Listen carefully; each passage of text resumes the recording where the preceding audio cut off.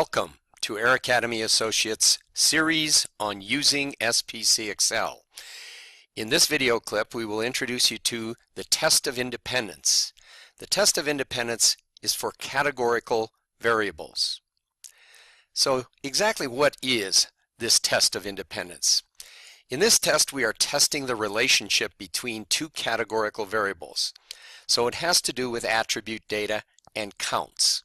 We do this by counting the number of elements from a sample that can be cross-classified by way of the categories defined by two different variables. For example, suppose we seek to determine whether there is an association or a relationship between gender and preference for flavor of ice cream. The two variables are gender and ice cream flavor. Gender has two categories, men and women. Ice cream flavor has three categories, chocolate, vanilla, and strawberry. Suppose this survey contacted 920 people and asked them for their preference of ice cream flavor. Here is the data from that survey, and this is the data that we would have to put into an Excel spreadsheet for the test of independence to take place. It does not matter if gender, men and women, went across the top when ice cream flavor went down the side. This is a 2 by 3 matrix, that is 2 rows by 3 columns. We could also have 3 rows, chocolate, vanilla, and strawberry, and 2 columns. The important point is to make sure the counts go in the correct cross-classification category. So when would we want to use this test? Anytime we want to investigate the relationship between two categorical variables and to see if two categorical variables are independent or dependent. Let's take a look at a couple of examples. For example, political party affiliation versus opinion on tax form. Are those two categorical variables related? In other words, is an opinion on tax reform related to party affiliation?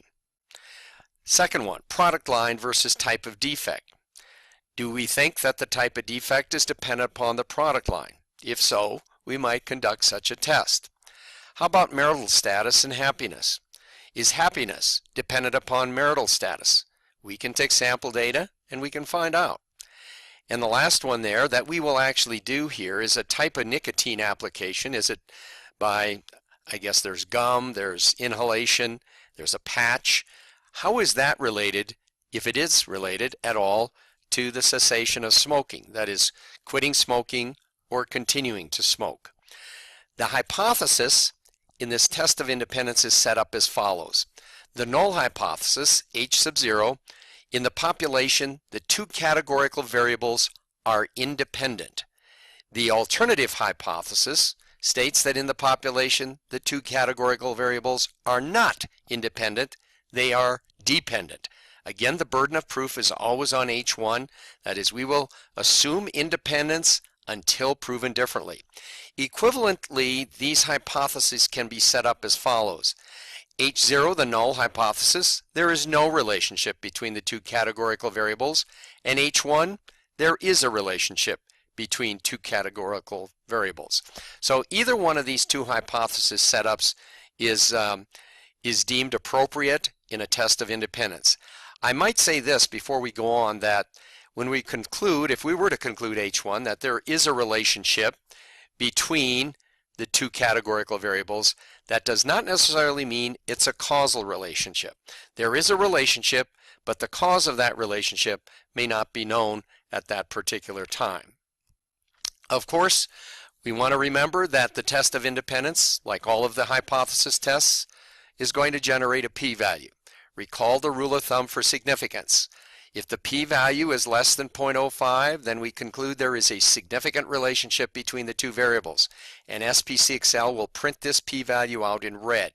If the p-value is between 0.05 and 0.10, then there is a moderately significant relationship between the two categorical variables, and SPC XL will print this value in blue. If the p-value is greater than 0.10, then we will conclude there is no significant relationship between the variables. That is, we cannot be at least 90% confident in H1. Recall the flip side of the p-value, and that's 1 minus the p-value. When we multiply that by 100%, we get the calculated percent confidence we have in concluding H1. Remember, low values for the p-value correlate to high confidence in H1. So the lower the value of the p-value, the more evidence there is pointing in the direction of H1. Now we're going to go to the software and we're going to look at a couple of examples. First of all, how you set it up in the software, and then how you interpret the test of independence results. The first example is going to have to do with 4 different hospitals in a healthcare system and the reason for readmission. That is, readmission rates can sometimes be higher than desired, and we're going to take a look at a fairly high sample. I think it's over 700 data points. So let's take a look at this example. In this example, we looked at 781 individual records from 4 different hospitals in a healthcare system, and we looked at the reason for readmission. And there were 3 categories under the reasons for readmission: premature discharge, patient lack of awareness, after discharge did not know who to contact, and the third category is ED decisions. That is, emergency department decisions. The 4 hospitals are down the side, so we have 4 rows and we have 3 columns in this setup. You can see the total there, 781, the subtotals of premature discharge and so forth. In other words, there were 125 patients from Hospital 1 that were deemed to have a premature discharge, and so forth. So you can see the cross classification here. We have 4 times 3, 4 rows, 3 columns, 12 numbers, and these are the numbers that we would have to garner to put into the software. Like I said before, the reasons for readmission can go down the side, the 4 hospitals can go across the top. It does not matter as long as we have the cross classification counts correct for each cell in the matrix. So we're going to do the independence test here, and we're going to highlight this data. If you have put the totals in, please do not highlight that, because the independence test will calculate the subtotals for each column and each row and then the total. So you do not want to put those in, because the software could interpret this 525, for example, as a number of premature discharge. So just put in this data right here, the 4x3 matrix, along with the labels, the column labels and the row labels. Now, you don't have to put the labels in, and you could just highlight this data right here. The independence test will still calculate a p-value, but you will not see the labels or the headings for each of the categories for the 2 variables involved. So put your data in, highlight the labels as well as the counts in each of the cells, and then come up here to Analysis Tools, where all of the hypothesis tests in SPC XL are located, and click on Independence Test. Now it's going to come up and say, is this the data you want? We've already highlighted it, so we say OK, and out comes, let me blow that up a little bit higher, out comes a p-value. The p-value is a whopping 0.7301. So how do we interpret that? There is no significant difference here. In other words, there is not enough evidence to claim that there's a relationship between the reason for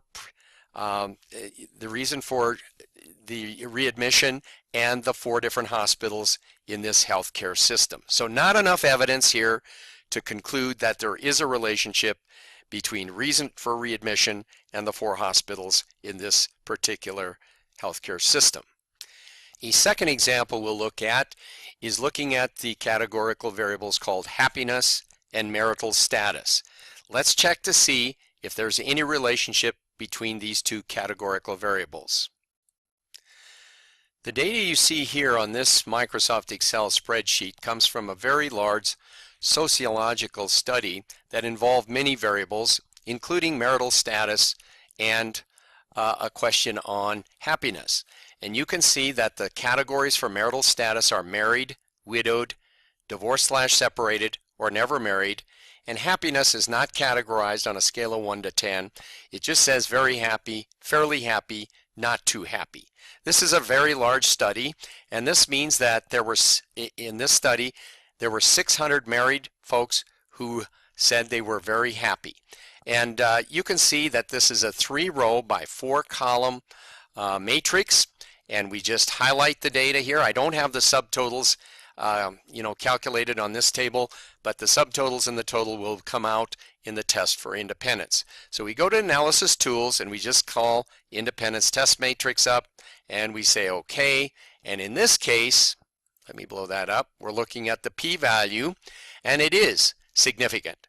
That is, the p-value is 0.0000, so we can be over 99.9% confident that the relationship between marital status and happiness is very, very strong, and we can be extremely confident of that based on the data from this very huge sample. Let me move that over so you can see the 3 categories under happiness: very happy, fairly happy, not too happy.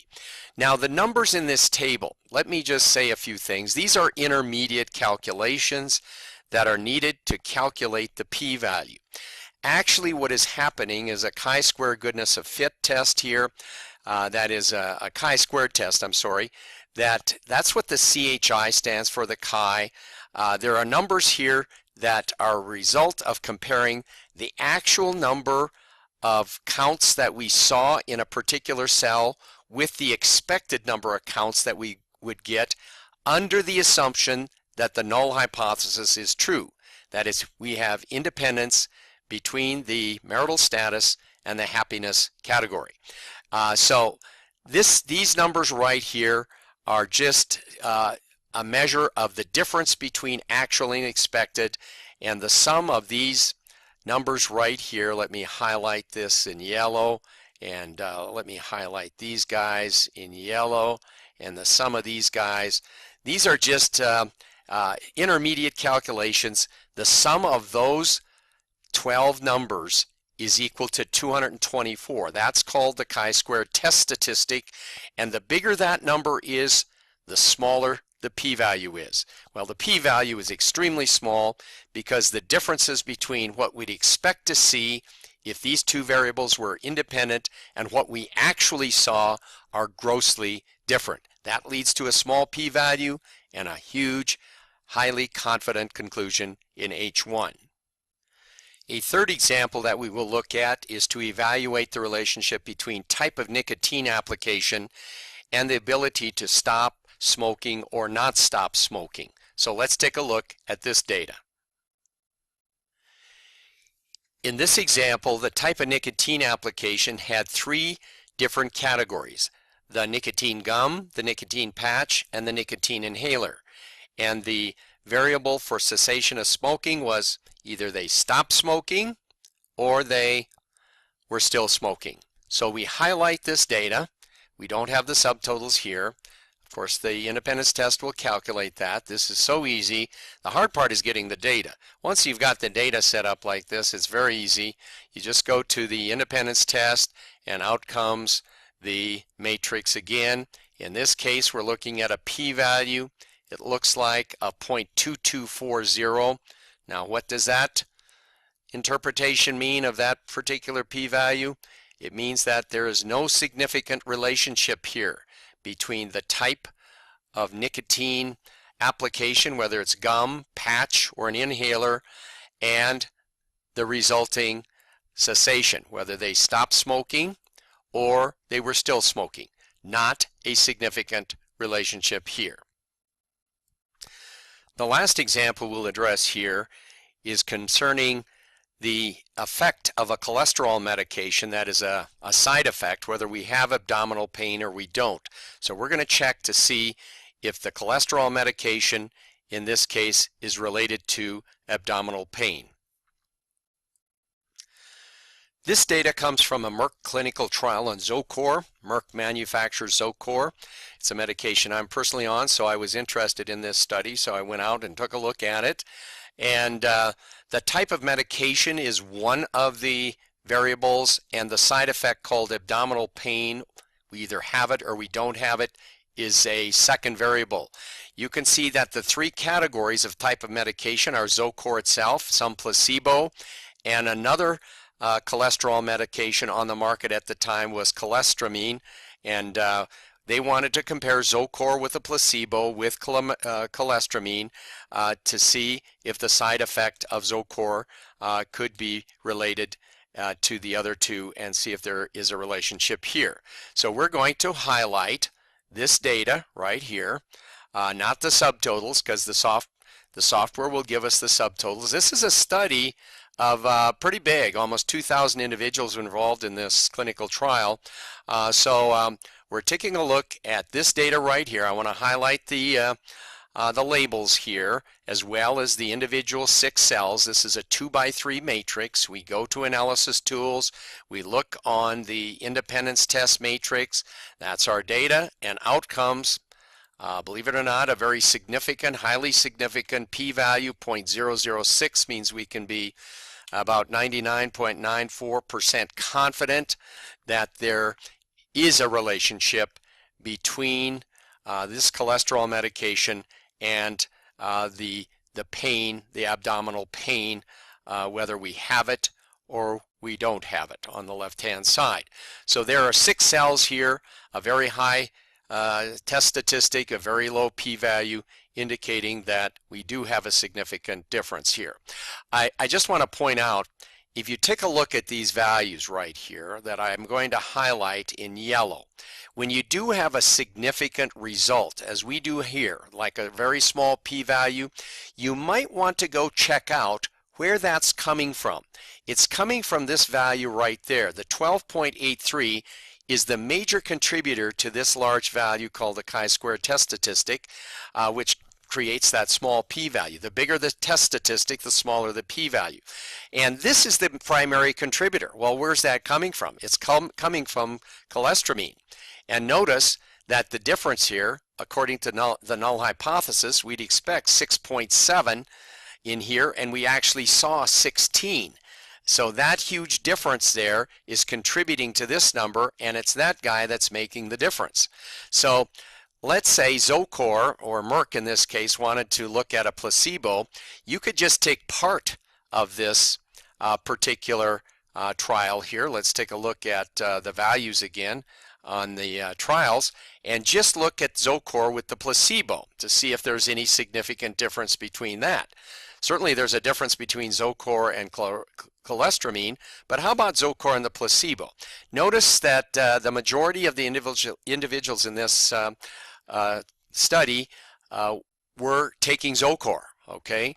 But they had to put in enough samples for placebo and cholestyramine to make a reasonable comparison here. But we can cut this off and just do the 2x2 here, and we'll get the independence test here just between Zocor and the placebo. Let me blow this up a little bit, and guess what? The p-value is huge, 0.98. There is no significant difference between Zocor and the placebo. Now, when we cut off the cholestyramine and used only 2 columns and 2 rows here in the matrix, what we were doing is essentially a test of proportions. So when your independence test matrix comes down to a 2x2, it is equivalent to a test of proportions. Now, what is a test of proportions? If you remember, if we go up here and we go to a test of proportions, we will see that we have to put in 4 numbers. Well, what are those 4 numbers here? Okay, if we go to our Zocor and placebo, it's going to be a 51, which is the number having abdominal pain from Zocor, over a total of 15. 83, remember we need a numerator and a denominator. The total number taking Zocor was 1583, of which 51 have, let me put that in there again, have abdominal pain. And for the placebo, it's 5 divided by 157. You know what I'm going to do? I'm just going to copy those 4 values, and I'm going to paste it in the test of proportions area right here. And let's paste it. and look at the p-value there. So the test of proportions is 0.98, just like the independence test matrix got a 0.98 p-value.